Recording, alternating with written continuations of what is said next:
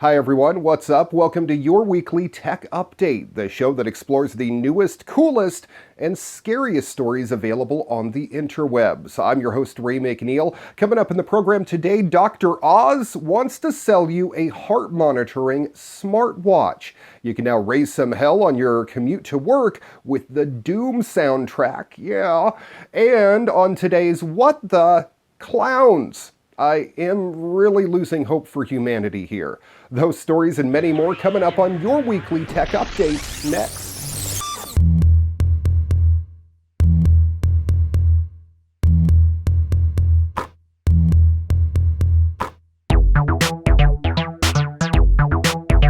Hi everyone, Doom is one of the most intense and gruesome games available due to its amazing graphics and intense modern rock soundtrack. Now, you can listen to those crushing beats and guitar riffs during your trip to work or school. Composer Mick Gordon's industrial metal score is now available to purchase on Steam from Google Play, iTunes, and Spotify as well. 31 tracks are available with new mixes spanning 128 minutes. There isn't a physical release yet, but given the popularity, it probably isn't too far off. If you don't have $10 to spare for the download, well, then there's always YouTube.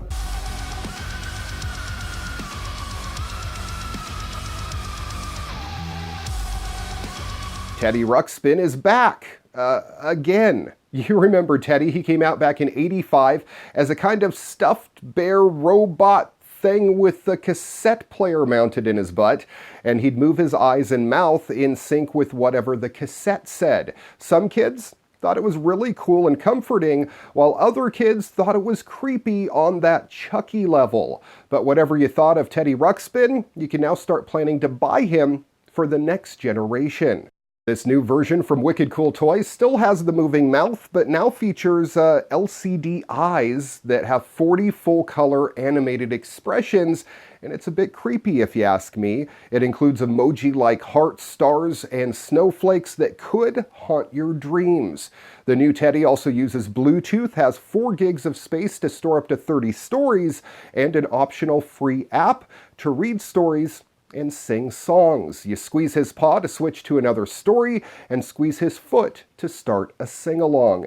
If you want to get your hands on one, well, you'll have to wait. It's not going to be available until August of 2017. Google, Facebook, Amazon, IBM, and Microsoft have all joined forces to create a new partnership dedicated to advancing public understanding of artificial intelligence, as well as coming up with standards for future researchers to abide by. Going by the unwieldy name of the Partnership on Artificial Intelligence to Benefit People and Society, and Children Who Don't Read Goodly, the Alliance isn't a lobbying organization. At least it says it does not intend to lobby government bodies. Instead, it says it will conduct research, recommend best practices, and publish research under an open license.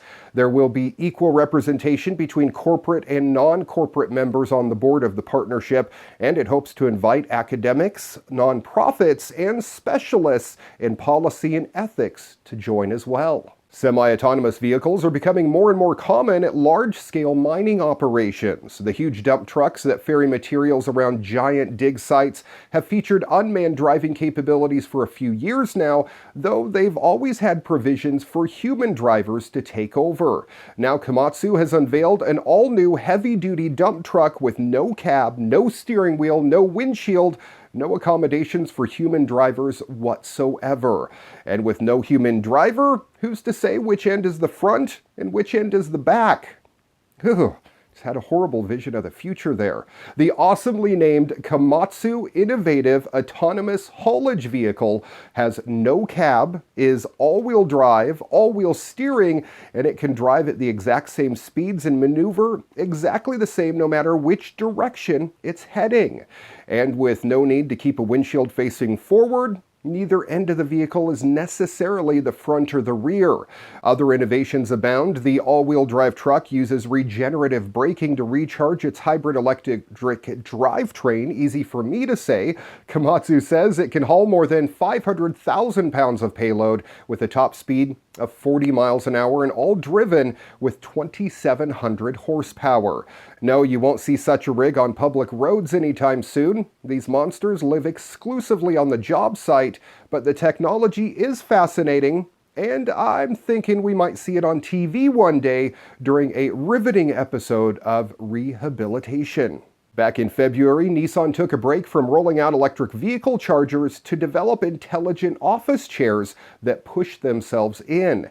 It wasn't a new product, but a proof of concept stunt to demonstrate their assistive parking technology. But with new developments to show off comes a new seat demonstration. In the video showing off their new autonomous driving system, ProPilot, the seats hang out in line, maintaining a safe distance from furniture ahead and behind. As you can imagine, this imitates the tech's ability to pace your car automatically in traffic, a stopgap between brain-dead stop-and-go commuting and fully giving the wheel over to your autonomous vehicle. The ProPilot is currently available only in Nissan's Serena minivan, and that just came out last month. And while you'll never be able to outright purchase a lazy auto chair of your own, well, Japanese restaurants can apply to rent some out from now until the end of December by hashtagging a branded phrase on Twitter. Directed by speculative architect Liam Young, In the Robot Skies claims to be the first narrative fiction film shot entirely by autonomous pre-programmed drones.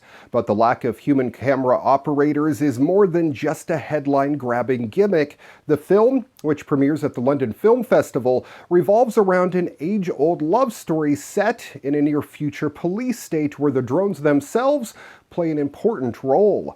The author imagined the story to explore the drone as a cultural object, one that can be both oppressive and liberating as it eventually breeds new urban subcultures. While the film may not be the first drone-shot sci-fi flick, some of the themes are strikingly close to becoming a reality. Here's the full trailer for the film.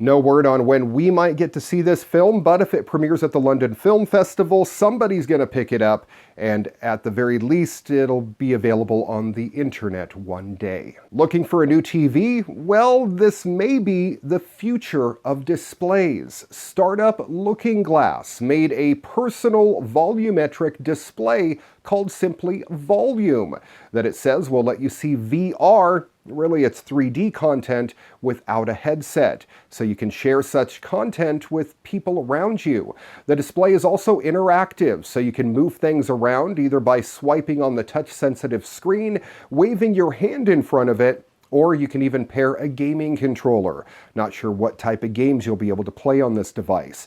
The company claims it's the world's first affordable personal volumetric display.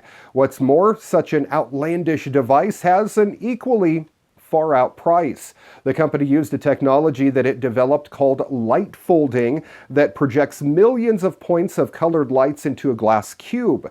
The projector is housed at the bottom of the unit. Volume is now available for pre-order anyway. You're going to end up spending $999. And in video game news, No Man's Sky's promotional material has come under fire since launch, and now it's the subject of an ongoing investigation. The UK-based Advertising Standards Authority confirmed to Polygon that it's received several complaints about No Man's Sky's advertising, which angry customers have criticized as misleading. Some say screens and video on Steam suggested different type of combat, unique buildings, ship-flying behavior, and creature sizes than what's found in the actual game. The store's page overall has been criticized for showing No Man's Sky with higher graphics than can be attained in-game. The Reddit thread notes that the ASA is holding responsible both the developer Hello Games and Valve. On Steam, No Man's Sky has an overwhelmingly negative user response. Ahead of launch, the game was touted as a sprawling, procedurally generated adventure through the galaxy. Players have found the finished product to be less than what they were expecting, however, with mixed reviews and an especially vocal player base calling out Hello Games for No Man's Sky's false promises. I've actually heard several people that said that this would have been a great game for $12, but considering you had to shell out $60 or more to get your hands on it, some feel pretty ripped off. What are your thoughts? Is there anyone satisfied with this game out there? Leave your comments below. In this week's medical news, a team of surgeons at Baylor University Medical Center announced Wednesday that they have performed the first living donor uterus transplants in the United States. The hospital said in a statement the experimental procedure was performed 4 times between September 14th and 22nd. The procedure was unsuccessful for the first 3 patients, however, and the transplanted organ was removed because there was not enough adequate blood flow to it.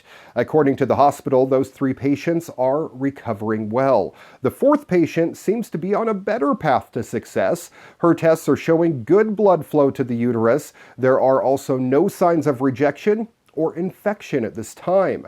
One of my favorite movies is Bicentennial Man, and every time I see a story like this, it makes me dream of a day where we can have a major organ fail and run on down to the Quickie Mart for a quick 10-minute trip and get it replaced. Dr. Oz has found a new way to make money.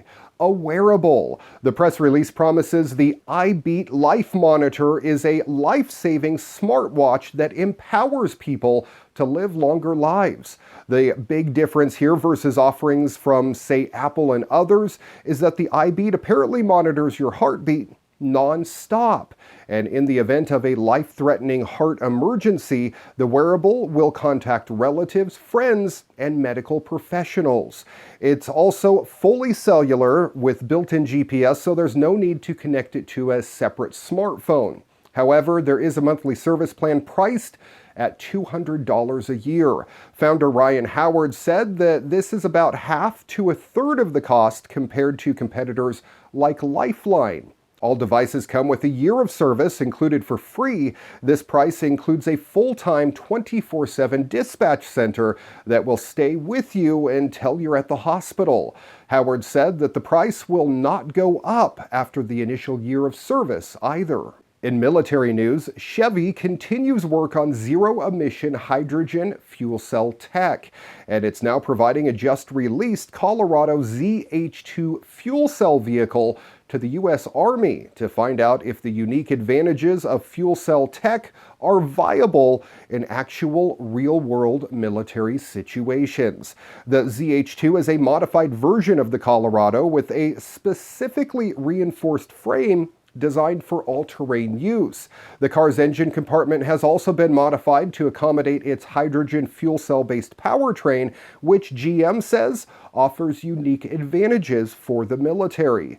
The U.S. Army's testing will be focused on evaluating how the use of fuel cells might make for quieter, cooler rides that are harder to detect via instruments and human observation, and that can climb and tow with greater ease thanks to the continuous use of high torque, which is a key ingredient of its hydrogen-powered electric drivetrain.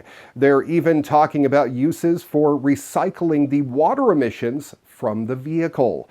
Internal GM preparation of the vehicle will continue early into next year, at which time it'll be handed over to the Army for a full year of field trials.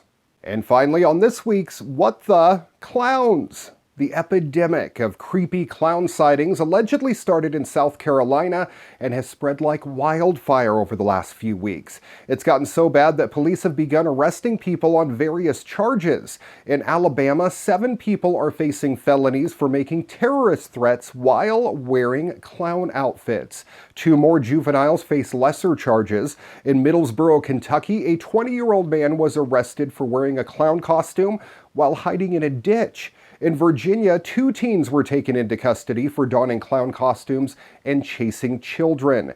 And in recent days, the list has been growing to even reaching my hometown of Wenatchee, Washington, where school district administrators have decided to close Wenatchee High School for a full day due to, quote, high anxiety by students and parents over the recent threats. I think this just proves how screwed up some people are in the head, and really, all that I can say about it is, what the? You've been watching your weekly tech update. I'm your host, Ray McNeil. If you have a story you think I should feature on the program, shoot me an email, djraymcneil@gmail.com. Till next time, I'm Ray McNeil. Good night, world.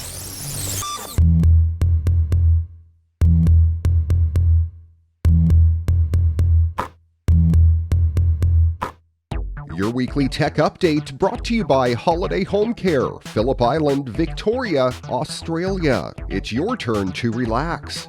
Before you get on holiday on the island, contact Holiday Home Care. We can set up your residence or holiday rental, do the shopping for you, provide linen and towels, and make sure it's all ready by the time you get here, giving you more time to enjoy what Phillip Island has to offer. For more information, visit holidayhomecarepi.com or email holidayhomecarepi@gmail.com.